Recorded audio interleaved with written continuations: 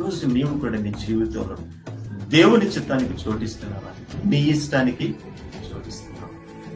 ప్రభువా చెయ్యి అని అడగడం తప్పు కాదు, కానీ దేవుడు చేయలేదని అలగడము, సనగడము, అనాశక్తిని కనపరచడము మాత్రం కరెక్ట్ అనే కాదు. పరిపూర్ణమైన ఆత్మీయుడు అసలు ప్రభువుకి ఆజ్ఞాపించడం, ఇది చెయ్యి అది చెయ్యి ఏమంటే తండ్రికి తెలియదా తన కుమారుడికి ఏం చేయాలో? తన కుమారుడికి ఎప్పుడు ఏది అవసరమో, ఏ సమయంలో ఏది కావాలో ఎన్ని తండ్రికి స్పష్టంగా తెలుసని తండ్రికి చెప్పాల్సిన అవసరం లేదు. పరమ తండ్రికి మనం చెప్పాల్సిన అవసరం లేదు.